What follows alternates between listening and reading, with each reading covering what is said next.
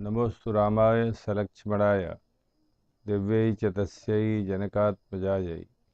नमोस्तु रुद्रेन्द्रयमानिलेभ्यो नमोस्तु चन्द्रार्कमरुद्गणेभ्यः। सीतानाथ समारंभां रामानन्दार्य मध्यमाम् अस्मदाचार्य पर्यन्तां वन्दे गुरुपरम्परां वन्दे गुरुपरम्परां वन्दे गुरुपरम्परां। सर्वश्रेष्ठ मानव जीवन की सर्वश्रेष्ठ उपलब्धि के लिए जो सर्वश्रेष्ठ साधन सत्संग है, उसमें हम सब लोग एकत्रित हुए, उसमें हम लोग समवेत हुए। गीता का शुभारंभ करते हुए व्यास जी ने कहा, धर्म क्षेत्रे कुरुक्षेत्रे समवेता जुजुत्सव। ये समवेत शब्द बड़ा ही उच्च स्तर का शब्द है। सभी लोग सही भावना से, सही निष्ठा से, सही उद्देश्यों से और जब एकाग्र चित्त होकर, समर्पित होकर कहीं पर एक स्थान पर आ जाते हैं तो बोलते हैं समवेत हुए। तो हम लोगों का भी यहाँ आने का प्रयोजन केवल मनोरंजन नहीं, यहाँ आने का प्रयोजन कोई लौकिक संसाधनों का संग्रह नहीं, और तमाम जो दुर्भावनाओं का प्रवाह मन में चलता रहता है, कभी काम का, कभी क्रोध का, कभी लोभ का, ये मन में विभिन्न दुर्गुणों की, दुर्वासनाओं की और अधोगति तक पहुंचाने वाली जो भावनाएं हैं वो प्रवाहित होती रहती, बहती रहती। उनसे अलग हटकर हम लोग यहाँ करते। जब आदमी सत्संग में जाता है तो भगवान की दया से उसका मन निश्चित रूप से, भले ही पूर्ण रूप से एकाग्र नहीं हो रहा हो, लेकिन अपेक्षाकृत एकाग्रता को प्राप्त होता है।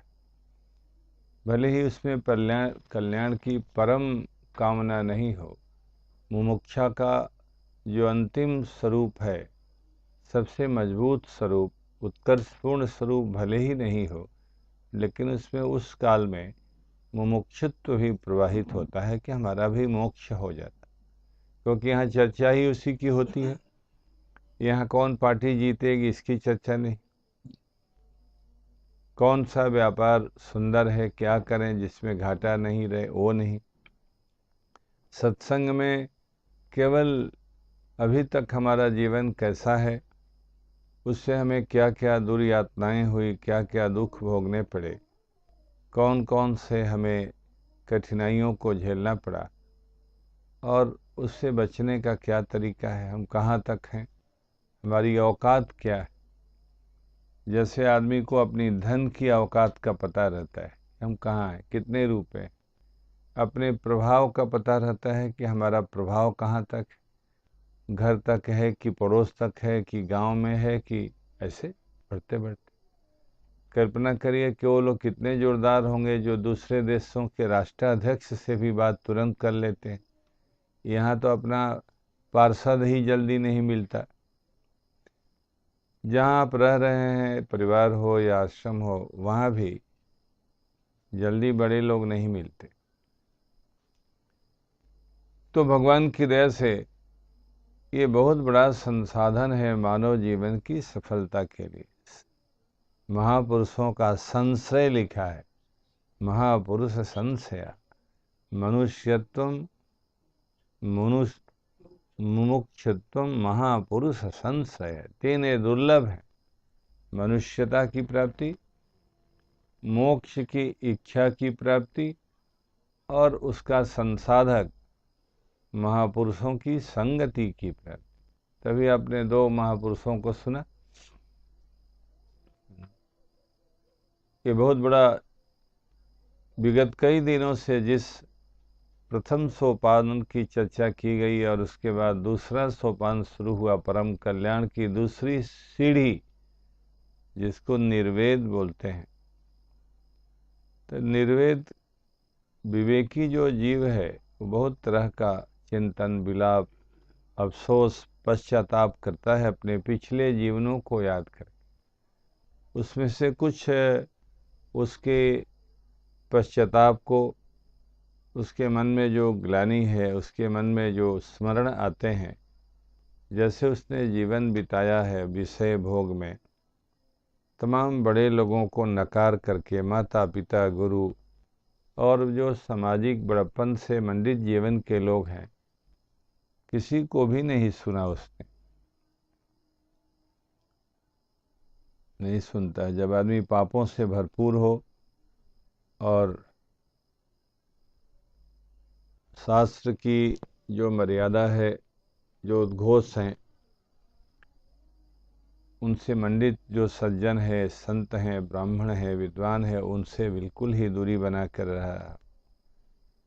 अपनी ही बात जो मन में घुसी हुई है उनको ही महत्व देना, उनसे ही गौरवान्वित होना, उनसे ही अपने जीवन को धन्य मानना, संतुष्ट होना, दृढ़ता के साथ पकड़ के रहना कि जो मैं करता हूँ, सोचता हूँ, जैसा मेरा जीवन है वही सबसे अच्छा।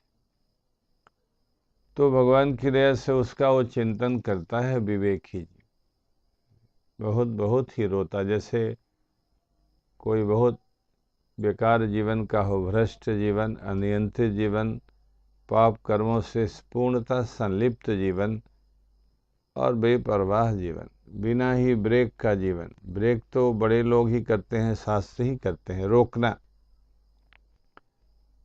किसी को महत्व नहीं देना, माँ नहीं माँ तो पिता नहीं देवा, शास्त्र को नहीं महत्व देना। एक बहुत बड़े विद्वान कहते थे कि लोग मंदिर में नहीं जाते, सत्संग में नहीं जाते, पूजा नहीं करते, ये इतना खराब नहीं है, इससे उतना भय नहीं है। भय तो ये है कि अब जिन जो मूल थे सत्संग के, माता पिता की महिमा के, श्रेष्ठ मूल्यों की संस्थापना के जो मूल थे, जो नदियाँ सूख जाए तो चले, कहीं पानी को खेत में ले गए, कहीं कुछ किया फैक्ट्री में, लेकिन उनका जो उद्गम स्थल है जहाँ से वो प्रकट होती है वही सूख जाए, ग्लेशियर ही समाप्त हो जाए तो क्या होगा?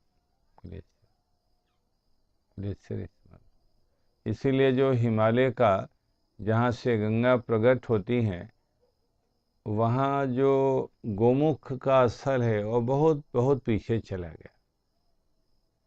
एक बार मैं छोटी आयु में गया था गोमुख, तो लोग बोलते थे गोमुख 17 किलोमीटर है गंगोत्री से, लेकिन जब दूसरी बार गया 2004 में, तो लोगों ने कहा कि महाराज ये अब 25 किलोमीटर दूर हो गया गोमुख।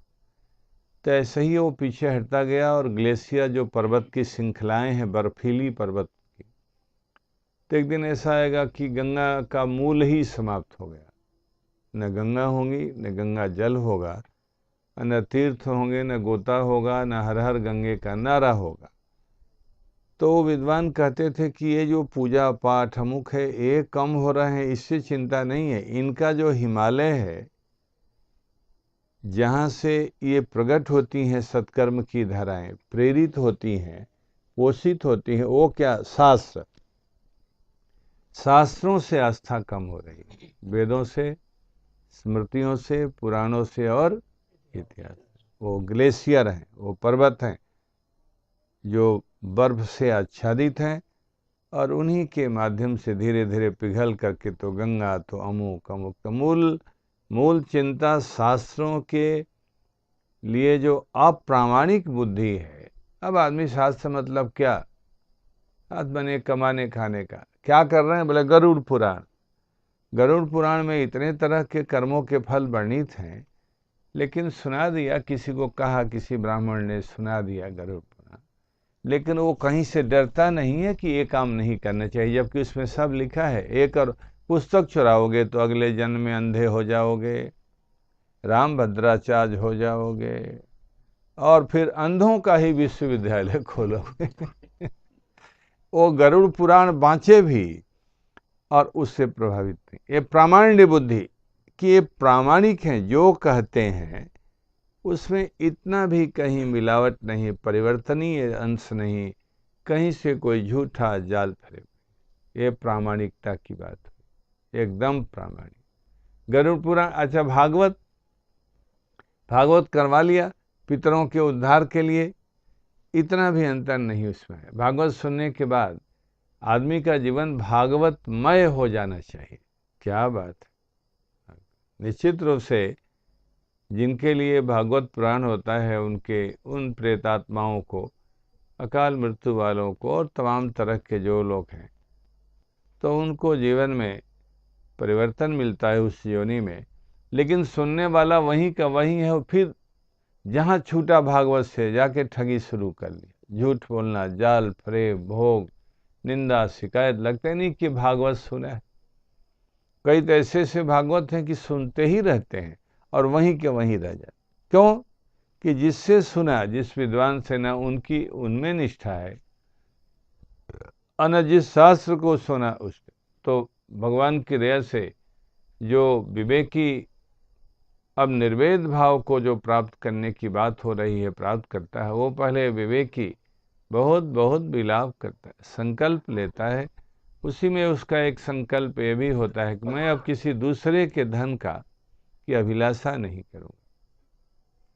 नहीं तो मैंने चोरी किया, मैंने जुआ खेला, कई तरह के हथकंडों को अपनाकर मैंने दूसरे के धन, और किसके लिए?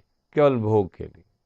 आप ध्यान दें कि जो धन कमाया है आपने और दूसरों ने, या जो कमा रहे हैं, तो धन का उपयोग सीधा अपने आदमी, सीधा सदगृहस्थ लोग सीधे हैं तो बतला देते हैं, इन्हीं बाल बच्चों के लिए तो चोरी करता हूँ, झूठ बोलता हूँ, दिन भर बैठा रहता हूँ कमर टेढ़ी सीधी करके ऑफिस में, और फिर निकला खोदा पहाड़ निकली।